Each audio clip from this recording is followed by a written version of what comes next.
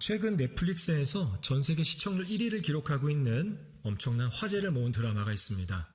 바로 설교 제목처럼 참교육입니다. 그 드라마의 제목, 넷플릭스에서는 드라마라는 표현을 안 쓰고 시리즈라는 표현을 쓰더라고요. 넷플릭스 시리즈 참교육입니다. 어쨌든 우리 표현은 드라마가 편하니까 드라마라고 하겠습니다. 이 드라마는 교권이 무너지고 학교 폭력이 난무하는 정말 막장으로 가고 있는 이 학교들에 대해서 특수기관 소속의 교권보호국을 세워서 이 직원들을 파견하면서 시작되는 이야기입니다. 요즘 학교들을 보면 어때요? 이전 같지가 않죠? 정말 악질의 그런 학생들이 있습니다. 조폭들을 따라하는, 어쩌보면은 조폭들보다 더한 학생들도 있고요. 이미 중고등학교에도 마약이 들어올 정도로 정말 심각한 수준에 이르렀습니다. 악질 가해자 학생들과 그리고 비리 교사들을요, 물리적인 힘과 권력으로 철저하게 응징하는 그러한 내용을 이 드라마는 담고 있습니다.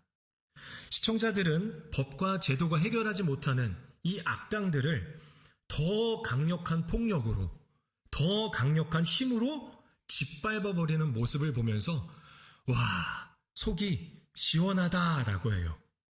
사이다 같다 라고 하는 카타르시스를 느낍니다. 그러면서 그래, 이런 게 참교육이지. 이런 드라마 같은 이러한 교권보호국이 우리나라에도 세워졌으면 좋겠다. 좀 폭력이 필요해 라고 하는 사람들도 있습니다. 하지만 우리는 이 드라마가 보여주는 현상의 이면, 또 다른 이면에 보면은 위험성이 있다는 것을 반드시 기억해야 합니다.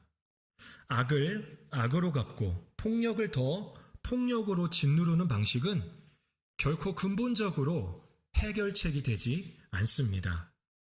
그것은 또 다른 증오와 폭력을 낳을 뿐만 아니라 생명을 변화시키는 진짜 교육이 될 수 없기 때문입니다. 오늘 본문에도 악을 악으로 응징하여 짓밟으려고 하는 무리들이 등장합니다. 당시 종교 지도자였던 서기관들과 바리새인들이 가늠하다 잡힌 여인을 예수님 앞에 끌고 와서 돌로 쳐 죽이라고 합니다. 이는 예수님을 함정에 빠뜨리기 위한 아주 치밀한 덫이죠. 율법대로 한다면, 유대인들의 율법대로 한다면 돌로 쳐 죽여야 합니다. 그래서 예수님이 그래, 율법대로 하자, 돌로 쳐 죽여야지 라고 한다면 로마의 법을 어기는 게 됩니다. 당시 로마의 속국이었잖아요. 근데 로마가요, 유대인들에게 많은 것을 허용해 줬지만 단 한 가지만큼은 허용하지 않았습니다. 유다인들의 독립성을 생각해서 그래, 니네 원하면 왕도 세워, 너네 종교 인정해 줄게, 종교 생활해 라고 했는데 한 가지 인정하지 않은 게 있어요. 허용하지 않았던 것. 그것은 바로 사형제도입니다. 사형 집행권이죠. 사형 집행권은 로마 총독에게 있었습니다. 그러니까 예수님이 율법대로 야, 돌로 쳐 죽이자 라고 한다면 예수님이 사형 집행권을 행사하게 되므로 결국 로마법을 어기는, 로마의 반란죄가 되는 그런 경우가 됩니다. 반면에 야, 치지 말자, 용서해주자, 그냥 넘어가자, 우리 다 이런 거 하나쯤 있잖아 라고 하면서 그렇게 말한다면, 치지 말라고 한다면 모세의 율법을 거역하는 가짜 선지자가 됩니다. 그러니까 예수님은 이도 아니고 저도 아닌 정말 진퇴양난의 위기에 빠진 것이죠. 이 숨막히는 긴장감 속에서 세상이 말하는 폭력적 응징이 아닌 생명을 살려내는 예수님의 참 교육이 오늘 본문 말씀에 펼쳐지고 있습니다. 오늘은 예수님의 참 교육, 그 세 가지의 원리를 함께 나눠보고자 합니다. 오늘 본문은 이렇게 시작합니다. 예수님이 사람들 중심에 서 계십니다. 예수님이 사람들 중심에 서 계세요. 그리고 말씀을 전하고 계십니다. 그런데 갑자기 종교 지도자들이, 서기관들과 바리새인들이 간음한 여자를 끌고 와서 예수님 앞에 세웁니다. 그리고 이렇게 말하는 거예요. 우리 본문 4절 말씀, 4절 같이 한번 읽어보겠습니다. 예수께 말하되 선생이여 이 여자가 간음하다가 현장에서 잡혔나이다. 예수님의 참교육 첫 번째 원리는요, 사람을 사람으로 보는 것입니다. 다시 말해서 사람, 너로 본다는 거예요. 너. 인격으로 본다는 거죠. 바리새인들은 한 여인을 수많은 군중 가운데 세웠지만 성경 어디에도 이 여인에 대한 이름은 나오지 않습니다. 아마도 사람들은 그녀를 이름으로 부르지 않았던 것 같습니다. 사람들은 그녀를 이름으로 부르지 않고 그저 이렇게 표현합니다. 간음하다가 현장에서 붙잡힌 여자라고 합니다. 병원에 가면요, 사람을 이름보다 병명으로 부를 때가 있습니다. 거기 폐렴 환자 있어요. 거기 가보세요. 수술 환자, 중환실에 몇 번 환자, 3번 환자, 2번 환자라고 하죠. 저도 살면서 이름이 아닌 숫자로 불려진 적이 있습니다. 교도소를 다녀온 건 아니고요. 군입대를 하고 훈련소에 갔더니 번호로 부르더라고요. 제 이름은 이광현입니다. 그런데 이광현으로 부르는 게 아니라 54번 훈련병으로 불렀습니다. 54번 훈련병, 그게 저였습니다. 그리고 기억은 나지 않지만 코로나에 걸렸을 때 군산에 있는 한 의료원에서 분리 조치가 되었었는데 그때도 번호로 불렸습니다. 제 이름을 부르지 않고 번호로 불렀습니다. 물론 병원 업무상 필요한 표현입니다. 하지만 환자 입장에서는 때론 서럽습니다. 나는 병명이 아니라 난 사람인데, 이름이 있는데, 나는 진단명이 아니라 이름이 있는 사람인데. 오늘 본문에 간음하다 현장에서 붙잡혀 끌려온 여자도 그렇습니다. 정죄의 대상이 되는 순간, 그 사람의 이름은 중요하지 않아요. 뭐가 중요할까요? 그 사람의 죄가 중요한 거예요. 모든 사람이 그렇게 봅니다. 그러니까 이 사람은 더 이상 사람이 아니라 그것이 되는 거예요. 그것. 철학자 마르틴 부버는요, 사람을 대하는 방식을요, 나와 그것, 나와 그것의 관계, 또는 나와 너의 관계라고 합니다. 그러니까 나가 있는데 너에 대해서 너라고 할지, 그 사람에 대해서 너라고 할지, 아니면 그 사람에 대해서 그것이라고 할지. 사람을 그것으로 대하면 그는 철저히 죄목과 수단, 그리고 소문으로 축소가 됩니다. 정죄하는 바리새인들은 여인을, 예수님을 올가매기 위한 그것, 도구로 대했습니다. 하지만 예수님은 사람을 사건 하나로 끝내지 않습니다. 예수님은 그녀를 다시 인격, 너, 사람으로 대하고 있습니다. 어제 13일이었죠. 어제 서울 도심에서는요, 참으로 상반되는 두 가지 집회가 있었습니다. 동성애를 지지하는 퀴어 축제가 있었습니다. 또 하나는 그 거센 세속화의 물결을 막아서기 위해서 모인 기독교 집회가 있는데요. 그 이름은 거룩한 방파제였습니다. 거룩한 방파제가 한 30만 명 가까이 모였다고 해요. 그 많은 사람들이 모여서 예배도 하고 같이 기도도 하고 또 동성애에 대한 올바른 부분을 좀 함께 나누면서 어떻게 우리가 생각하고 반대해야 될지를 또 나눴던 것 같습니다. 성경의 진리를 수호하며 거룩한 방파제의 역할을 감당하는 것은 한국 교회의 마땅한 사명입니다. 하지만 우리가 이 영적 싸움에서 반드시 주의할 것이 있습니다. 그들을 향한, 다시 말해서 동성애자들을 향한, 또는 동성애를 찬성하는 사람들을 향한 우리의 시선이 정죄와 혐오가 되어서는 안 된다는 겁니다. 그 사람들을 그것들이라고 불러서는, 또는 그렇게 대해서는 안 된다는 거죠. 동성애라는 죄악은 단호히 거부해야 합니다. 당연히 맞서 싸워야 합니다. 동성애는 죄악입니다. 하지만 그 사람들을 짐승 보듯 그것들이라고 부르며 혐오의 대상으로 전락시킨다면 우리 역시 정죄의 돌을 들고 있는 오늘 본문 말씀에 나오는 바리새인들, 서기관들과 똑같다라는 거예요. 죄는 미워해야 되지만 사람은 미워해서는, 정죄해서는, 혐오해서는, 차별해서는 안 된다라는 것이죠. 선입견이라는 말이 있습니다. 선입견은요, 대상을 제대로 알기 전에 먼저 가지게 되는 생각입니다. 그러니까 누군가에 대해서 먼저 만나보지도 않고 얘기도 안 나눠보고 경험도 없는데 그 사람에 대해서 선입견을 갖는 거예요. 먼저 가지게 되는 생각이 있다라는 거죠. 내 경험, 내 지식, 나의 어떠한 판단으로서 그렇게 생각합니다. 만나보지 않아도 다 안다는 거예요. 그렇게 선입견을 가질 때가 있죠.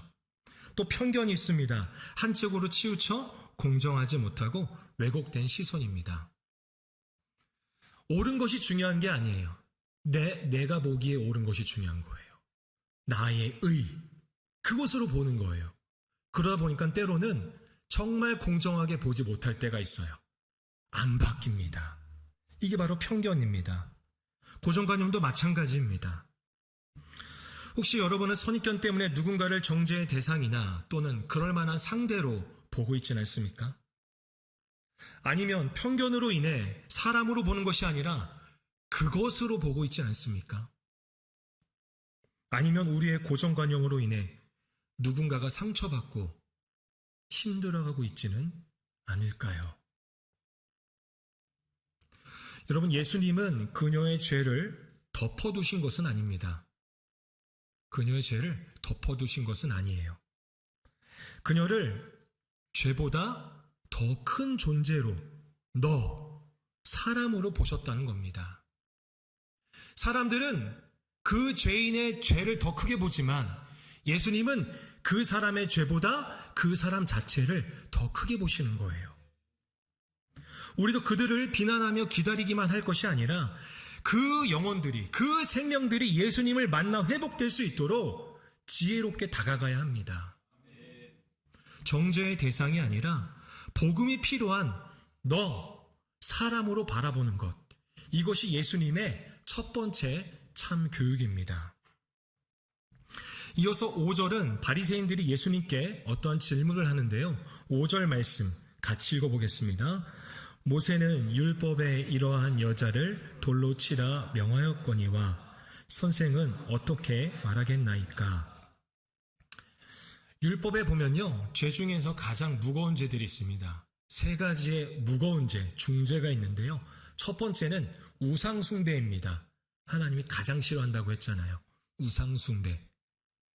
두 번째는 뭘까요? 사람을 죽이는 살인입니다. 그리고 3번째 중죄, 바로 오늘 본문에 나오는 간음입니다. 3대 중죄입니다. 그래서 반드시 사형을 했습니다. 돌로 쳐 죽였습니다. 예외는 없습니다. 만약에 예수님이 율법대로 돌로 치라 하신다면 예수님은 로마법을 어기는 게 됩니다. 로마의 권위를 무시하고 사형을 집행했기에 로마에 대한 반란죄가 되는 것이죠. 반면에 돌로 치지 말라라고 하신다면 하나님의 말씀을 전하는 자가 하나님의 말씀을 거역하는 자가 됩니다. 지금까지 예수님이 전했던 말씀에 대해서 사람들은 신뢰하지 않을 거예요. 이제 예수님은 어떻게 대답하셔야 할까요? 돌로 치라고 해야 할까요? 치지 말라고 해야 할까요? 우리 마지막으로, 마지막이 아니네요. 7절. 이어서 7절입니다. 7절 말씀 함께 읽어보겠습니다. 그들이 묻기를 맞이 아니하는지라 이에 일어나 이르시되 너희 중에 죄 없는 자가 먼저 돌로 치라 하시고. 이 여자를 향해 돌을 든 사람들은 겉으로는 율법과 정의를 외쳤습니다. 하지만 예수님은 그 돌을 들게 만든 삐뚤어진 그 마음의 동기를 이미 다 꿰뚫고 보고 계신 거예요. 아까 동성애에 대해서 얘기했잖아요. 동성애자라고 하면요, 우리는 표정이 일그러집니다. 너무 안 좋은 죄잖아요. 거부감이 느껴지잖아요. 혐오스럽잖아요. 그런 마음이 들 때가 있어요. 왜? 내가 짓지 않는 죄니까. 내 주변엔 없으니까. 우리 교회에는, 내 가족 중에는 없으니까. 그렇다면은 누군가를 미워하거나 시기하는 죄는요? 여러분, 누군가 미워하고 시기했던 적이 있습니까? 없습니까? 다 있잖아요. 누군가를 미워하고 시기했던 죄에 대해서 언급하면요, 별로 마음에 와닿지가 않아요. 왜? 나도 그렇고 저 사람도 그렇고 쟤도 그렇고 이건 누구나 다 하는 죄니까, 평범하니까 이라고는 거예요. 우리가 그 죄에 대해서 판단하고 있습니다. 내가 짓지 않는 죄는 굉장히 혐오스러운 죄고, 나도 가끔씩 짓는 죄는 그래도 좀 나은 죄고, 그렇게 생각한다는 거예요. 그래서 마치 내가 짓지 않는 죄에 대해서 누군가가 짓는다면 그 사람에 대해서 엄청나게 혐오하고 또 차별을 두고 그 사람으로 모든 것을 다 책임을 지게 만듭니다. 어느 공동체에 문제가 생겼습니다. 각자마다 생각하시면 좋을 것 같아요. 교회가 되었든 가정이 되었든 또는 남전도회, 여전도회가 되었든 찬양팀이 되었든 어느 공동체에 문제가 생깁니다. 분위기가 나빠지고 불만이 쌓입니다. 그런데 어느 날 딱 한 사람이 실수를 합니다. 그러자 사람들은 기다렸다는 듯이 그 사람에게 모든 책임을 돌립니다. 아, 저 사람 때문에 지금까지 우리가 힘들었던 거야. 저 사람만 없었으면 괜찮았을 텐데, 아, 저 사람이 문제네. 저 사람만 없으면 우리는 이제 더 좋아질 거야. 물론 그 사람에게는 잘못이 있었습니다. 하지만 문제의 전부가 그 사람 때문은 아니라는 거죠. 공동체 전체가 함께 돌아봐야 할 문제가 있었지만 사람들은 한 사람을 향해 돌을 던짐으로 자기 마음의 불편함을 해결합니다. 이것을 인문학에서는요, 희생양 이론이라고 합니다. 프랑스의 인문학자 르네 지라르의 이론인데요, 희생양 이론 또는 희생양 만들기라고 합니다. 공동체가 불안할 때 한 사람에게 죄를 몰아주고 그를 몰아냄으로써 잠시 평화를 얻어내려는 방식입니다. 오늘 본문인 요한복음 8장의 사람들도 마찬가지입니다.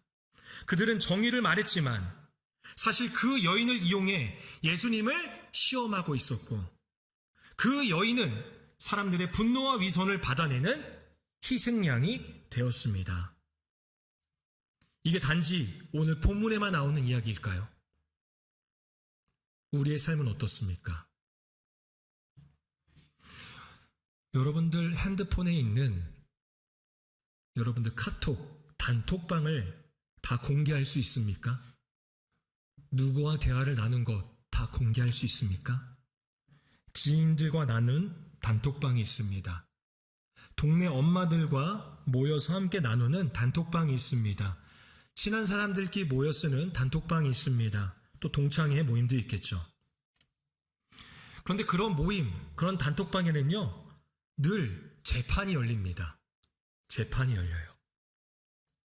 건너 아는 사람한테 들은 소문인데 말이야, 글쎄 그 사람 말이야, 야, 걔네 아들, 걔네 딸 이렇대. 야, 그 사람 그렇게 해서 이렇게 된 거 아니야? 라고 하는 거. 야, 혹시 들었어? 이거 맞는 내용이야? 그러면서 순식간에 사람들은 판사로 바뀝니다. 그럴 줄 알았어. 그건 아니지. 내가 보기엔 그 사람이 문제 있어. 아유, 요즘 사람들 왜 그러냐? 근데 그럴 줄 알았다니까. 내가 전에 얘기했잖아. 그래서 증거 조사도 빠르고 판결도 빠릅니다. 카톡방에는요, 단톡방에는 항소는 없습니다. 그런데 참 신기한 게 있습니다. 남의 이야기에 대해서는 굉장히 빠르게 모두가 판사가 되어서 재판을 합니다. 그런데 정작 내 이야기, 내가 좋아하는 사람들의 이야기 또는 내 가족 이야기를 할 때는요, 모두가 변호사가 됩니다. 어쩔 수 없는 상황이었어. 너도 생각해봐. 이해가 되지? 내 입장 대봐. 우리 아들 입장 대봐. 우리 딸 입장 대봐. 다 그렇다니까. 남의 일에는 가혹한 판사가 되고 나의 일에 대해서는 한없이 너그러운 변호사가 되는 것이 사람의 본성입니다. 복음주의 설교자이자 작가인 맥스 루케이더 목사님은요, 누가복음 18장에 보면은 두 사람의 기도가 나옵니다. 당시 종교 지도자였던 바리새인의 기도, 그리고 죄인 취급받았던 세리의 기도가 나와요. 바리새인의 기도와 세리의 기도에 대해서 현대판으로 이렇게 재해석을 했습니다. 먼저는 종교 지도자였던 바리새인에 대해서, 그 기도에 대해서 이렇게 재해석합니다. 종교 회의에 참석한 한 어르신이 이렇게 기도합니다. 세상에 나 같은 사람이 있게 해주시니 감사합니다. 길 모퉁이에 사는 저 친구는 정부의 보조금으로 먹고 살지만 나는 그렇지 않습니다. 거리를 배회하는 저 창녀는 에이즈에 걸렸지만 나는 깨끗합니다. 술집에 많은 저 주정뱅이는 술이 없으면 못 살지만 나는 그렇지 않습니다. 저 동성 연애자들에게는 도덕성 회복이 정말 시급하지만 내게는 그럴 필요가 없습니다. 나 같은 인간을 세상에 존재하게 해주신 하나님 정말 감사합니다. 라고 기도한다는 거죠. 다행스럽게도 그 모임에는 칭찬 따위와는 거리가 먼 한 사람이 있습니다.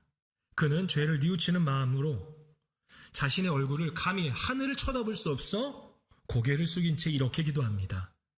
하나님, 이 죄인을 불쌍히 여겨주소서. 정부 보조금으로 사는 저 형제처럼 저도 주님의 은혜에 기대어 하루하루를 연명합니다.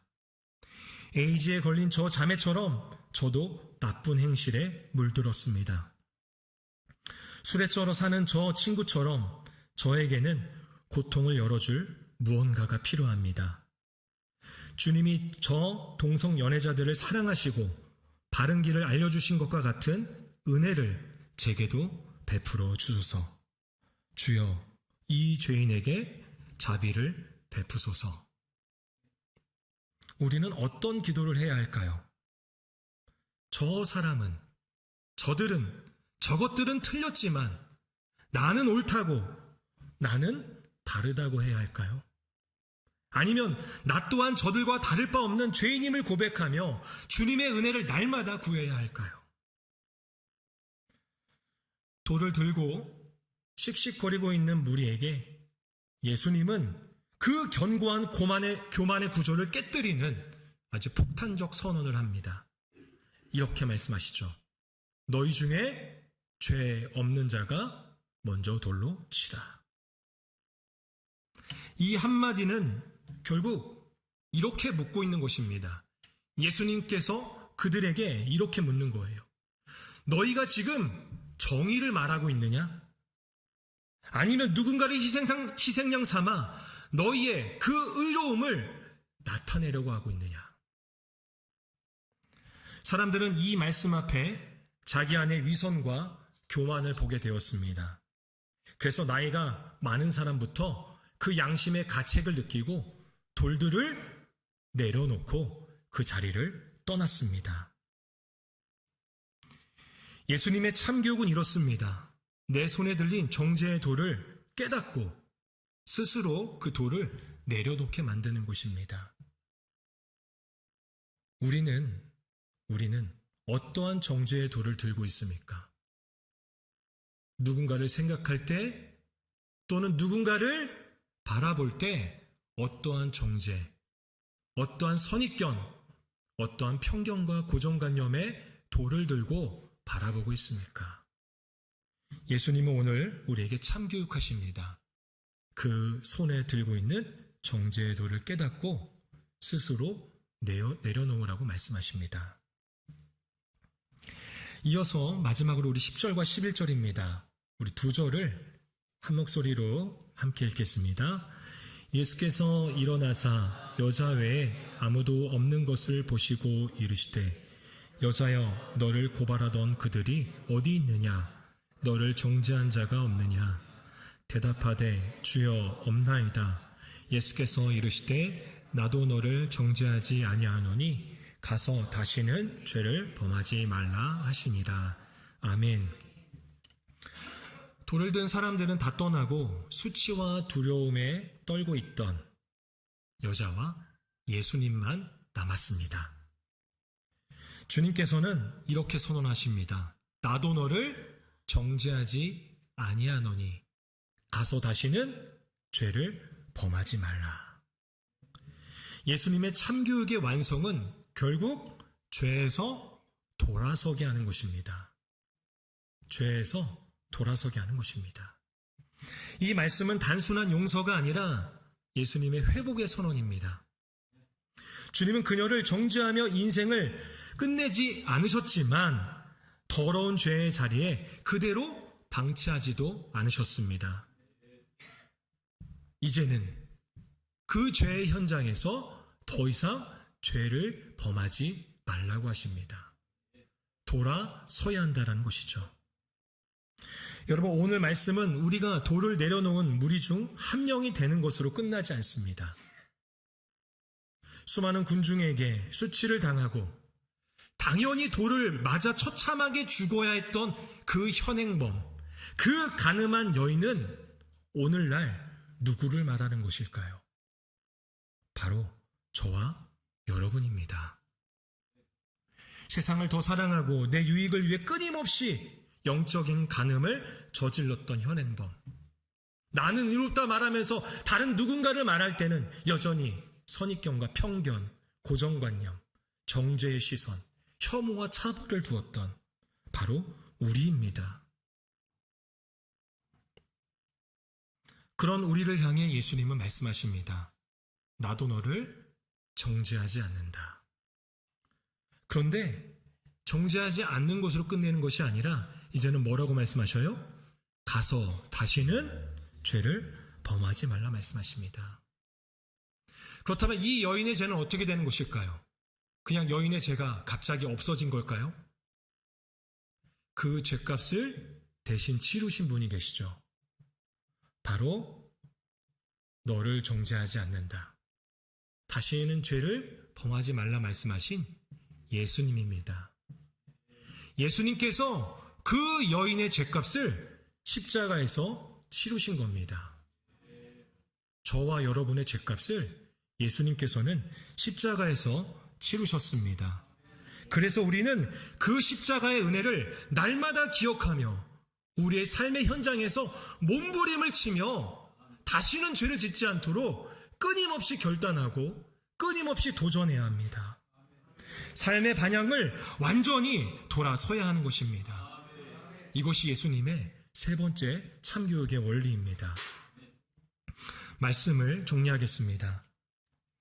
오늘 예수님의 참교육 첫 번째는 너를 보는 것입니다. 사람으로 보는 거예요.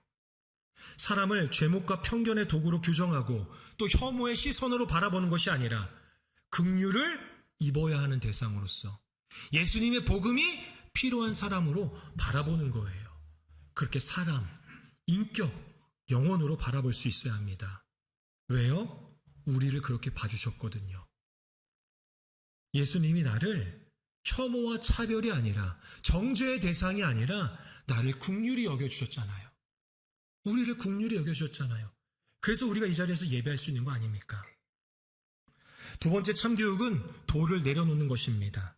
남의 일에는 판사가 되고 내 일에는 변호사가 되는 그 위선을 이제는 우리가 회개하고 내 손에 들린 그러한 미움과 판단의 돌을, 정죄의 돌을, 선입견과 편견의 돌을, 고정관념의 돌을 조용히 내려놓을 수 있어야 합니다.